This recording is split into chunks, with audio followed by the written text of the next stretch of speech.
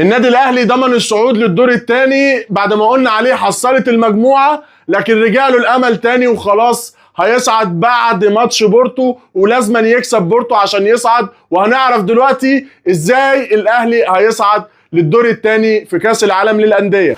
بسم الله والصلاه والسلام على رسول الله. اهلا وسهلا بكم احبابي واصحابي اللي بتابعوني من كل مكان.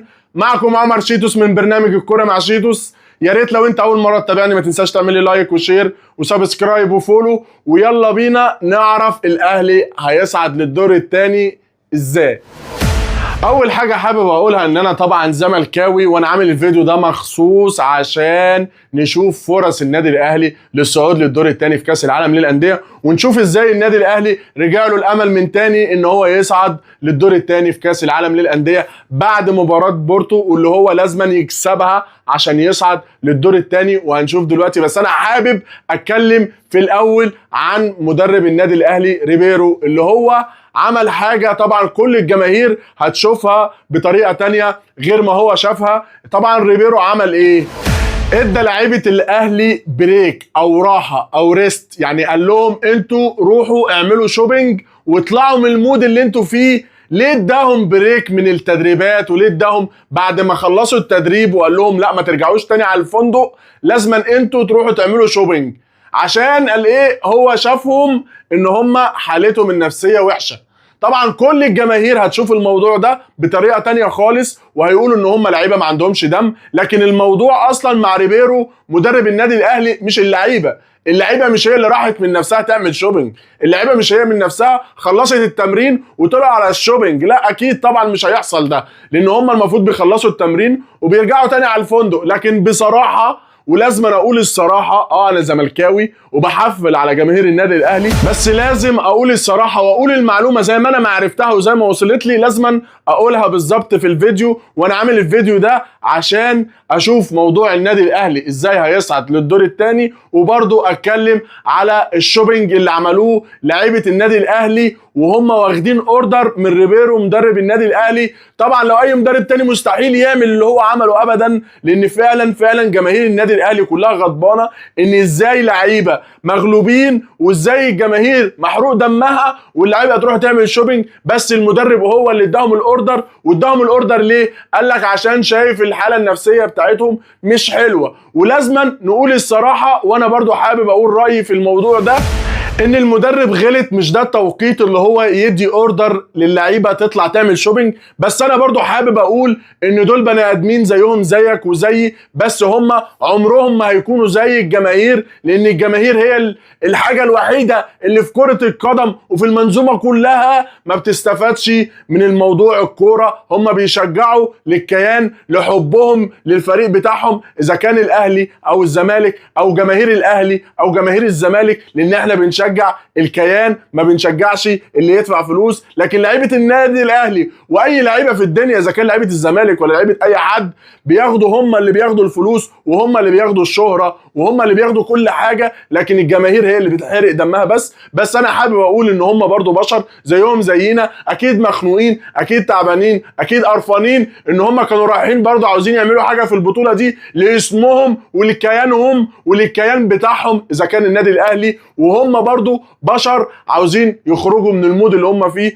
المدرب غلط او ما غلطش دي حاجه ترجع لهم وترجع للاداره يشوفوا اذا كان المدرب غلط ولا لا، بس هو المدرب برضو بيتعامل معاهم كبشر. انا واحد من الناس شايف ان المدرب ده لا يصلح لاداره فريق النادي الاهلي في الوقت الحالي، لان فريق النادي الاهلي مليان نجوم ومضجج بالنجوم الكبار. طبعا بعيد عن ميزو خالص، عشان انا ميزو انا دلوقتي ولا بحبه ولا طايقه، لكن انا بتكلم بجد ان النادي الاهلي مضجج بالنجوم وعاوز مدرب شرس، عاوز مدرب جامد يقدر يسيطر على اللعيبه دي. وفعلا بصمه المدرب بانت من البدايه ان هو على قده، ان هو مش هيقدر يعمل حاجه مع المجموعه دي ومش هيقدر يعمل حاجه مع فريق النادي الاهلي. الواحد ما ينفعش يقول رايه في مدرب لسه جاي، هو حظه ان هو جاي على بطوله كبيره زي بطوله كاس العالم للانديه، لكن هو بيبان من البدايه،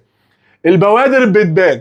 المفروض الواحد يقول رايه بعد شهرين 3 4 5 لما يلعب الاول، بعد مثلا 5 متوشه في الدوري او بدايه الموسم نبدا نتكلم، بعد 5 متوشه 6 متوشه نبدا نقول راينا في المدرب. لكن المدرب باين عليه، لانه باين عليه مع اول احتكاك، المفروض ان هو بقاله 50 يوم مع اللعيبه دي، فخلاص المفروض ان هو حفظهم. فهو ممكن يكون هو بيعالجهم نفساني، او مثلا هم النفسيه بتاعتهم مش قد كده ومش متظبطه، عشان طبعا ما كانوش حاطين في دماغهم ان هم يترقعوا من بالميراث 2-0، كانوا حاطين في دماغهم ان هم هيكسبوا ويصعدوا من تاني ماتش ويصعدوا للدور الثاني، لكن طبعا اتغلبوا 2-0. عشان كده المدرب اداهم اوردر ان هم يطلعوا يعملوا شوبينج. وطبعا زمان الدنيا كلها فضحت الموضوع، وزمان الدنيا كلها قعدت تصور وقعدت تعمل، وزمان طبعا كل الدنيا هتتكلم في الموضوع ده، ان هم راحوا يعملوا شوبينج في وقت مش وقته.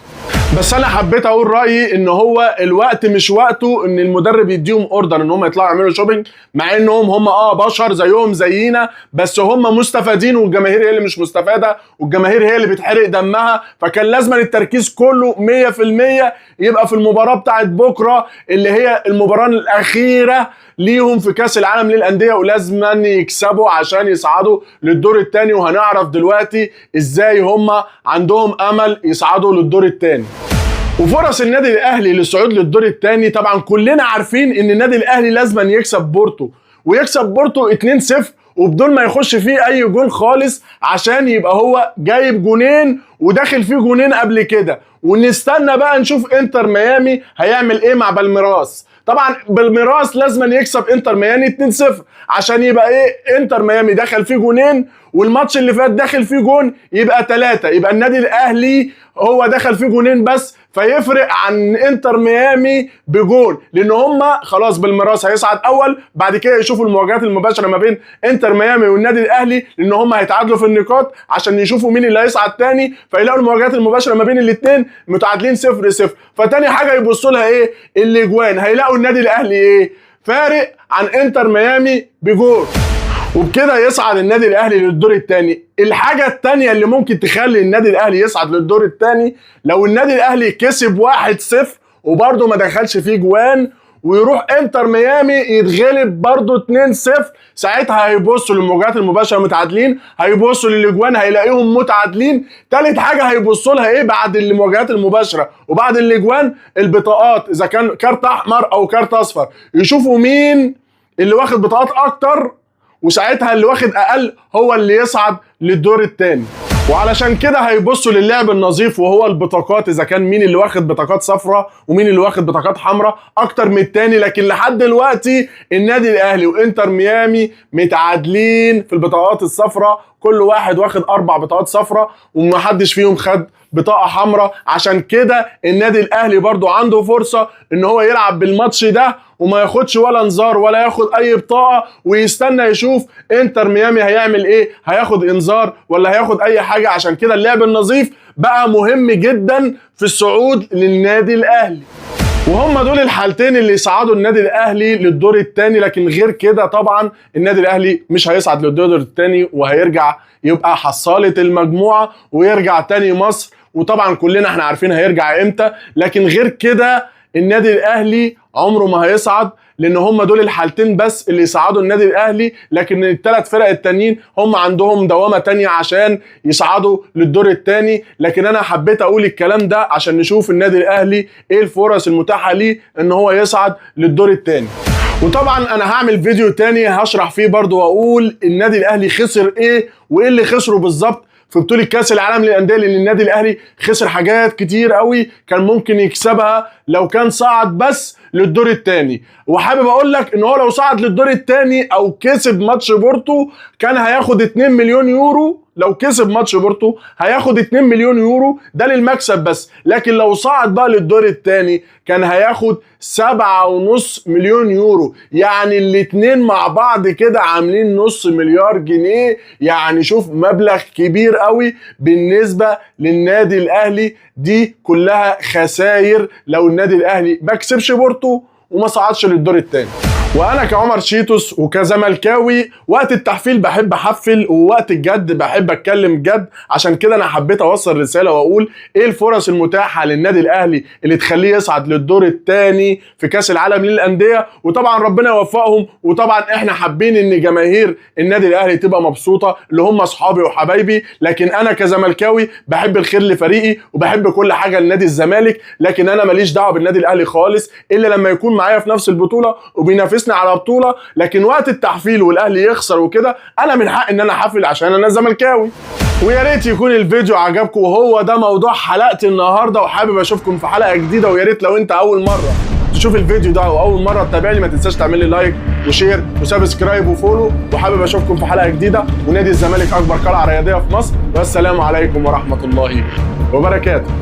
الزمالك يبقى زمالك، ما عندوش فلوس هو الزمالك، ما عندوش مسؤولين هو الزمالك، مشكلة مسؤولين وإدارة هو الزمالك. جمهوره لم يتخلى عليه يوما، لم يتركه أبدا في الصعوبات.